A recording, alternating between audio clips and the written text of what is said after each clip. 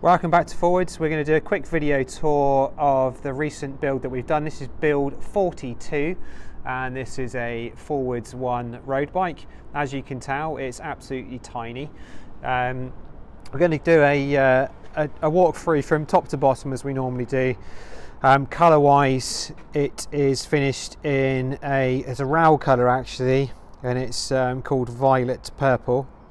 And the graphic is a bit of a nod to Jenny's gravel bike, so it's got the candy purple of Jenny's gravel bike as the graphic, so it's a really dark purple on the one there. So as always, one on the top tube, Forwards on the down tube, Forwards along there, and then we've got Forwards on the head tube now, as many viewers will know now. Apologies if I feel like I'm rushing. It feels like it's going to rain. My phone's gone off telling me it's going to rain. I'm trying to get the video done before it starts tipping it down. Then we've got the little flag on the back there, colours looking absolutely amazing, and then the build number just at the back there. So build 42. There's some little flakes you can see on the frame, which is some of the wax coming off because she's got a wax chain. So top to bottom, let's just try and get this through, and then I'll tell you the specification as we go. So finishing kit, it has got the Pro PLT handlebar stem and the matching PLT handlebar. So the handlebar's a 38 width, and then the stem is a little 70, so it's a tiny 70 stem on there.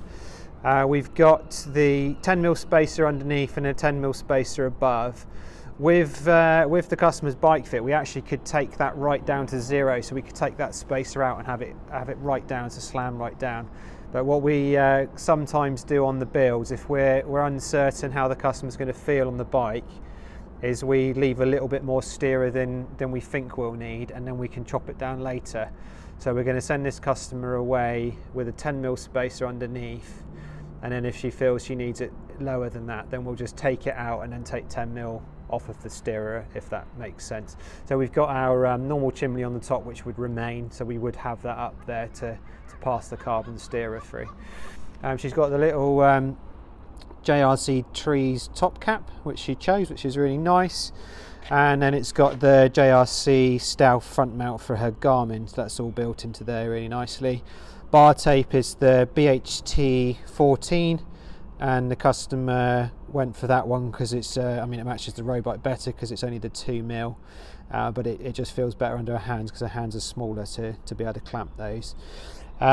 Finishing a figure of 8 around the bar, and then we've got the matching end tape there as well. And then you can see there a little bit of a trick of our trade there. There's a tiny little mark, this little mark here, and that's our marker pen, which is how we measure the distances to make them even, and so we can sleep at night. Anyway, it's got the Ultegra, the brand new Ultegra 12-speed Di2 hydraulic group set with the discs and stuff. We've wound the levers right in. There's an adjuster screw on the back of the lever there. Wound those levers right in as small as they'll go to fit the smaller hands, so that's all done. I'll run through the group set. I am panicking because I can tell it's going to start tipping down rain in a minute. I don't want the bike to get wet out here. So yeah, 12-speed levers, and then we've got the Ultegra 12-speed cassette. I should probably get that straighter. Gonna have to get a picture of this in a minute anyway for the website, so I might as well get that straight now. So the Ultegra chain set, 165 crank length, and then we've got a 50-34 compact size. The Ultegra 12-speed front derailleur, which you would expect it to have, Di2, and that's obviously mounted up with the standard frame hardware. We've also put stainless steel bolts on there onto the frame, and then it's got a tiny bit of Loctite on there so that we don't get any shaking loose. The 12-speed Di2 Ultegra rear mount with our famous by now O-ring. I know you certain viewers out there will be going, yeah, but Ian, you can use the proper clip that they come with. Well, actually, we don't think the clip does as good a job as the little O-ring. It holds it in really nice and tidy like that, so that's why we continue to use the O-ring. So that's on there. 12-speed cassette, obviously, and that's an 11 to 34. So we've got a nice 1-to-1 ratio for climbing hill, and then obviously a good spread for the rest of it. So that's all good. And then you can see there, any keen eyes, it's got one of our Silka optimized chains, so that's been hot waxed, and that is all ready to go. And then the customer will go away with a little top-up lube, so she can do that in between rides and stuff. Build number just down the bottom there, if it focuses. Hopefully we get to focus. Okay, it's not going to focus, so there we go. So that's that.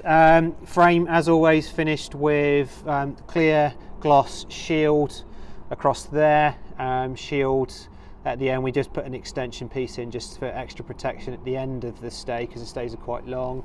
And then we put shield inside around the rotor, around the caliper bolt, should I say. So that will be in there. Don't know if we can see that with the camera. Oh, we'll zoom in there, just a tiny bit there.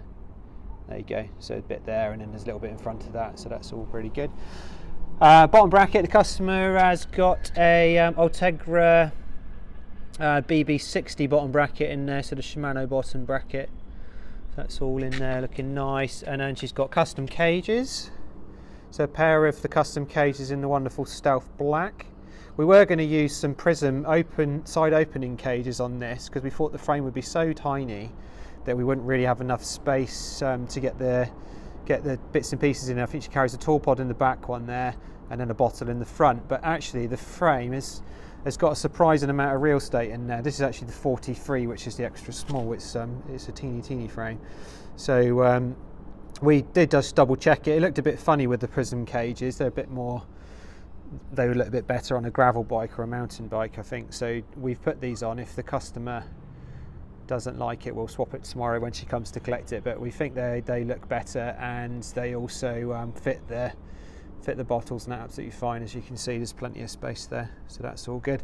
As always, just in case you were waiting for it, they have got the stainless steel bolts, and then the pressure washer for the cage, and then we've got the lock washer as well, just to stop them rattling loose. So that's on there. She's asked us to put a pump on as well, so there's a little pump around the back there. So a little pump there. I will turn the bike round in a minute, and then we'll do the other side of the frame. So the one frame, as people may know from the earlier builds, has a little port cover there, and then with the older group sets, with the 11-speed group sets, there used to be the junction box in there, the one that would go in the handlebar actually would mount there. But you don't need that on the 12-speed because it's wireless shifting, so that's all removed. So it's got the integrated headset, and then we now build the one with external cable routing, which I'll show you better on the other side in a second. And then you've got that nice forwards graphic on the front there. On this side, I'll just show you quickly the wheels. So it's finished with the Hunt Aero Carbon 30 wheels. I'll explain why in a second. And then we've got the Vittoria Rubino Pro tyres. They're in a 700 by 30. And then we've also got the Airliner Road large tyre liners in there. So that's the softer tyre liner of the two that we do. The gravel one's the harder liner. So it's got the softer liner in the 30 size, and that's just to give her a bit of confidence if she has a puncture with a tubeless, because it's the first time she's going to be using tubeless. So that's set up. We do add a normal overfill, so there's slightly more sealant in there than Weight Weenies would like, because the specification would say 60mm, but we've put 100 in there, and then the 100 also helps get around the tyre liner to get to the either the punctures or the bead of the tyre. So because the bike's so small, as you can tell, you'd imagine that the customer is quite petite as well. So with that in mind, we didn't want to go too deep on the rim, so that's why we went with a 30. So if we went with a 40 or bigger, then she'd be quite affected by crosswinds. So that's why we discussed what to do with the rim size, and we decided to go with a 30. So that's what we've got on there. So what I'll do is I'll just quickly spin the bike round. We'll have a look at the brakes on the other side, and then I'll stop rabbiting on, and then see you on the next video. So at the moment I'm going to turn it around. So there you go, by magic we've spun the bike around with the power of video editing.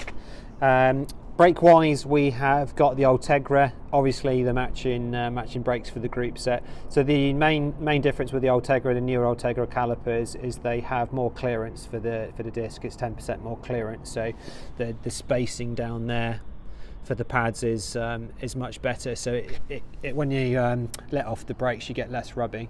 So it comes with the Ultegra or XT rotors. They're in 140. We didn't feel that she needed any more power than that, because she doesn't weigh very much, so she won't need any more power than the 140s will get. Well, it gives it plenty of power, so that's fine. So we got that on there. Bottom bracket you can see a bit better from this side. Bottom bracket down there, and then obviously the front brake is also a 140 with that absolutely wonderful new Ultegra caliper. They are a thing of beauty. Absolutely amazing. Really nice little details with the Ultegra as well. We do this as an upgrade for our GRX builds now, but they have the Allen key bolt for the pads, and that's really cool because it stops the risk of slipping with a screwdriver on the pad changes and stuff, which is really good. So that's probably about it. I've rabbited on plenty. Other little details, it's got the XT Shimano pedal, so that's going to upset roadies, but as anyone knows about my bike build, I also use SPD pedals on mine. I've got the XTRs, I'm perfectly happy with them, and then the customer wants to have this type of pedal because she goes to cafes and stuff and she wants to wear a regular shoe instead of clippity cloppity. So that's pretty cool. So that's that. Pump wise, just if you wanted to see it, it is the little pocket rocket, and then we've set the customer up with a little toolkit as well, so she can have her sort of puncture repair kit. I'm going to have to teach her through that tomorrow. That's that nice Hunt hub there as well if you wanted to get a look at that. Now, really cool. And then these are the really loud ones, so we'll see how she gets on with the loudness of those. Excuse me.